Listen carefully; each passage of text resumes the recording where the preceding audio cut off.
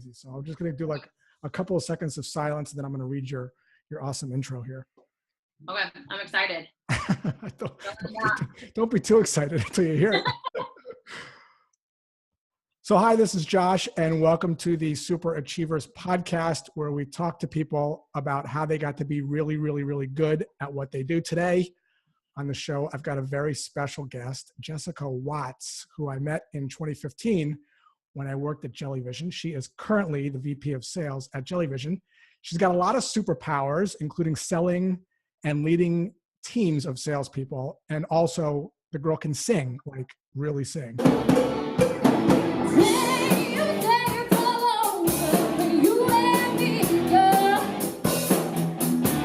So I wanted to talk to her today specifically about how she motivates sales teams. Jessica, welcome to the program.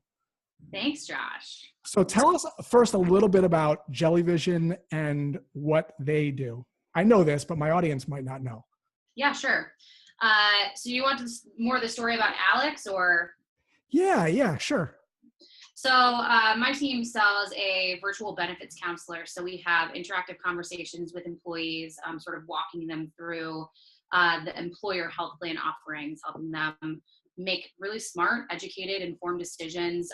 We really make it a priority to speak their language, which is a huge differentiator in the marketplace for us, with a motto of just purely being helpful.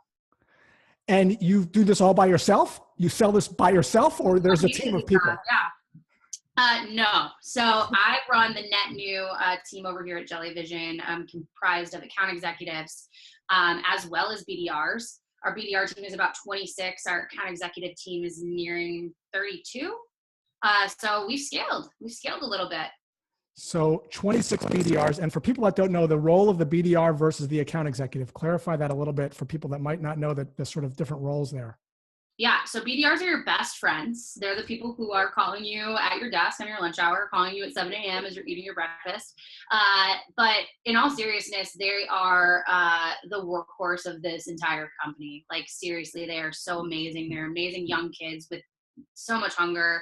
In fact, that they'll make 60 plus dials a day to get you to take a meeting with us and talk about our virtual benefits counselor. So they're the people who are drumming up the sales opportunity for us, which our account executives then knock down into closed one business. And then there's another team here at Jellyvision that does account management. Now, from what I read about BDR teams, you mentioned they're a young group, and I would imagine there's a lot of attrition in that organization, in that group. How do you go about motivating them?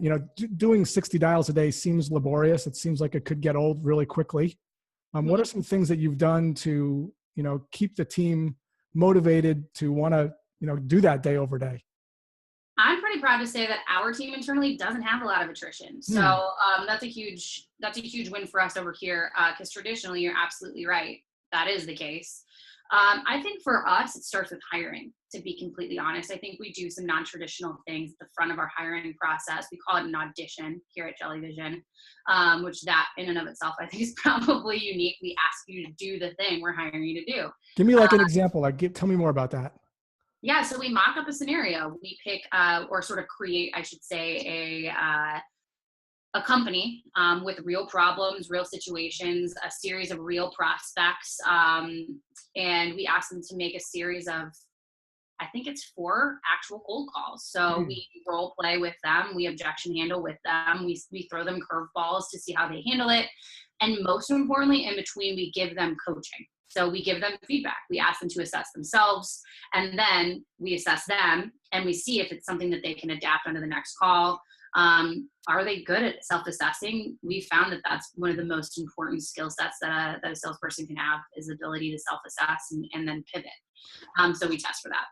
So give me an example of something that might be a coachable moment. So they had this cold call and you gave them some feedback on something that you thought might be able to be improved. Give me an example of what that might look like. And then, just so I can get a sense of what that feels like. Yeah. So I'll give you the most common ones because just for some context, our BDR hires are traditionally right out of school. That's the primary age group that we're dealing with. And so for them, I think it's a lot of just absolutely rushing through the content that it's clear for the most part, they carefully prepare, like they script it out, they're smart. But then they just whoosh, they just like train ride all the way through it. And so giving them just like really easy to adapt to feedback. Hey, slow down, like be concise, listen, ask thoughtful questions, dig deeper, things like that, just to get them to sort of slow their heart rate and to chill. Things I still personally work on every day, not great at it. And then there's other things like in the scenarios, we give them sort of these tips and tricks, right? Things that if you were very intelligent, you would pick up on them and you would use them in your calls. And every so often they get missed, and we sort of say, hey, is there anything in the scenario that you feel like you maybe like didn't utilize that you wish you would have? Just sort of seeing if they can retroactively self-assess where there was an opportunity to build value and maybe didn't. And it's not necessarily that we expect them to understand what building value means or what value selling is, but you just sort of have that gut for, hey, if I said this could have maybe helped me out. And you're doing this to see like if they're coachable. Is that sort of the reason behind you find there's a real correlation between coachable and success in the role? Yeah, absolutely. And a correlation, but also a reality. I mean, the 2 weeks that they're being onboarded, they're being given constant in the weeds feedback, to the point where we still like mute the phone. Like we still like are saying, hey, try this, or hey, did you listen for this, or like, hey, I would have positioned this differently. So it's not just, hey, is that their style, but we're being very straightforward about, hey, that's our style. How do you adapt to that? And I hear from what I read, there's a stereotypes that millennials, they don't stay in the same role for long. They want to advance in 3 months. They want to be CEO. Has that been your experience with your BDR team? I know you mentioned that they're young, so I'm assuming they're in the millennial age group. Yeah. So we, like the sweeping answer is like, yes, but kind of only yes. So we solved a lot of that by building a team that people like to be on. And so for people who are sort of going through that or leading a team where people are like eager to get out, I take a step back and ask why.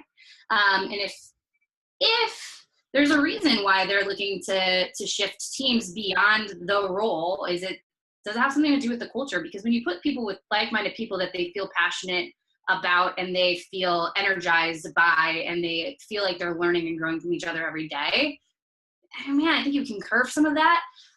But then we always have, and we've gotten a lot better at proactively identifying who is just that good. Like who is that hungry, that tenacious, where it doesn't behoove us to hold them back. And then we proactively identify a growth strategy for them. And so we've done that through, I think a lot of people who, are familiar with talent management, they use succession planning.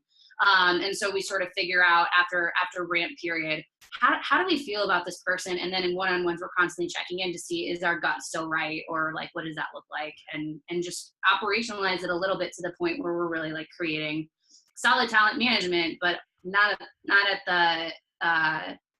the impact of culture.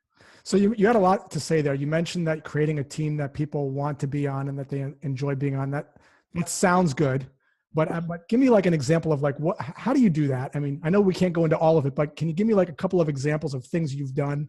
Like, are they doing push-ups for every meeting they like? Are they like, are you having to shave your head? I don't know anything about how do you. What does that look like in an organization? So I think that that's super important because, again, that goes back to hiring. What is sort of the personality profile of the people that you bring in, and what are the things that you're considering as you're constructing a team? For us, and this is that's not like me or my team specific. I think it's Jellyvision centric and sort of the core morals and ethical guidelines of Jellyvision as a company that come directly from our founder, Harry Gottlieb, to be completely honest, and senior leadership. But we value humility above all else. And I think that comes also like, are you a person who can self-assess? If you are, you're probably pretty humble. You probably are willing to give yourself feedback and you want to improve. And I think if that is sort of like the number one characteristic that you look at, and then you go find like-minded people, you put them in a room, you've sort of set yourself up. So I would say what is, and I'm not saying humility is that for you, but like what is that core value that you're going to hire around? Because if you don't have that, then you may not be hiring like-minded people and putting them in a situation to really like grow and evolve together. And then we do a ton of peer shadowing. So we put these kids in rooms together all day long and encourage them to build relationships from each other. learning doesn't come solely top down. It comes from the group, it comes from the hive. And you encourage friendships. Like my BDR team, like they are best friends. Like they hang out all the time, good, bad, or ugly. Like they love each other. And so it doesn't need to go that far. But I mean, I think if you sort of hire on a core central value and you build a culture that is definitely centered around recognition, you can make the job fun and you can make it really rewarding. When you say, on recognition and humility, are there certain things that are done or that are modeled that reinforce those values? Yeah. So first and foremost, we made our goals and expectations really clear. So you know what it means to hit. I think a lot of startups are sort of afraid of goal setting because they're like, oh, well, it's micromanaging and we don't want people to feel like they're up against a number or that they are a number. But it's like what you're setting these young kids up to do is to not know how they're performing, and you're setting them up for a boatload of anxiety. It's a hard job. Sales is tough already. So like you have to give them super clear parameters of success so that they know if they're trending or not. And you can be constructive around your coaching. So you put everyone in a situation where they're not afraid for their job is like first and foremost, like constructive culture. And like some sales organizations, I think maybe struggle with that unintentionally. But I would encourage you not to run away from very clear goal setting, because then you can celebrate people's attainment of goal. You can get people wanting to be in the group that gets celebrated. You can do things like Friday afternoons off for the people who have hit, where they then go and spend time together and are generating relationships together. And then that just sort of becomes the expectation. Fridays are for people who hit goal, who crush Monday through Thursday. It's like, go live your life. And if you want to do that together, even better. When you first started managing this team, because you built it up, from really, 2 or 3 to 26, are there some things that you learned, that you would, advise people on? Because that's a pretty long journey you've had there. Yeah, that's a really good question. And like, yeah, of course. Does anything kind of stand out? Like, yeah, as you scale, and this is going to sound like so 101, it's stupid, but it still gets missed. Communication. Man, like it is so important as a leader to be the director of communications for your team and to make sure that they have the cross-functional recognition that they deserve, like interdepartmental recognition that they deserve, and that like overall sales priorities are being communicated appropriately, and that organizational priorities are being communicated appropriately. And where those things are unclear, it's your job to go clear them up. What does that look like? Does that look like a meeting that you hold with people and say, hey, this is kind of where we want it to be this week. This is where we are. Is that happening every week? Is that what that looks like in practice? Yeah. So we set a cadence for ourselves where we met every Wednesday for an hour. And that was a lot of like best practice teaching. Like we would mock value pitches and do a lot of like product training. We would even have like cross-functional departments come in and teach us something that we didn't know. For instance, we have a really, really like genius employee here, Tom Haley. He's just like the most impressive writer. Like he's, in charge of our brand and our voice. And he comes in and does workshops with the BDRs. It's like, who better to teach our tone and voice than the person who created it, right? And so like really plugging them into the things that are inherently Jellyvision that make them feel very connected, because sales can very easily start to feel disconnected. And then also we do stand-up. So we do a Monday stand-up and a Friday stand-up where we goal set in the morning, and it's 15 minutes. It is a 15-minute touch base where we just celebrate the people who won. We set expectations, we do announcements, and then sometimes we just do fun stuff like around the room, like what's your favorite soda? Just so that like we're learning stuff about each other and just like building culture and having fun. What is your favorite soda, by the way? Do you have one? Diet Coke. It's like no contest. Although I'm trying to drop soda, I'm trying to drink LaCroix. Good.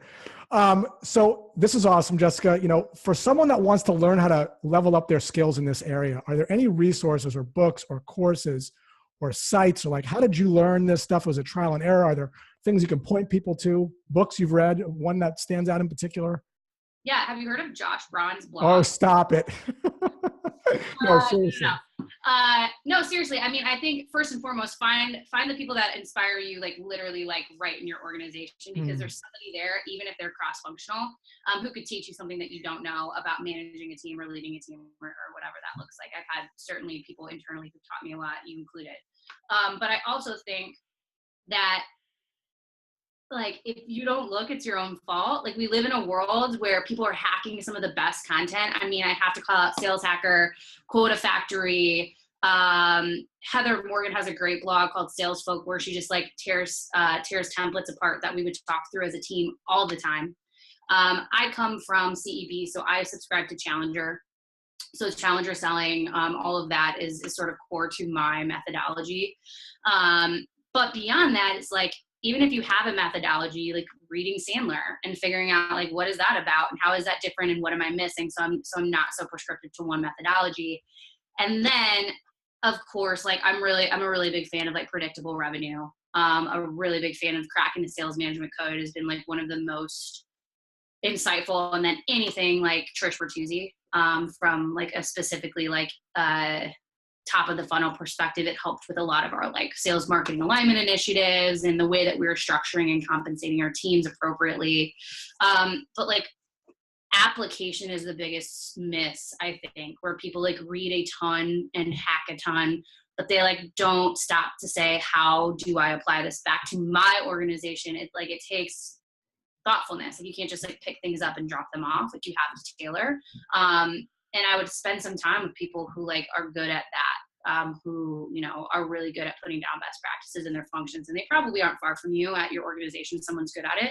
It's like, you still need sort of like a personal coach who can help you, you know, self-assess. Jessica Watts, this has been awesome. People are going to find it super helpful. Thank you so much for your time today. Yeah, of course. Anytime. Enjoy. Have a good week. All right.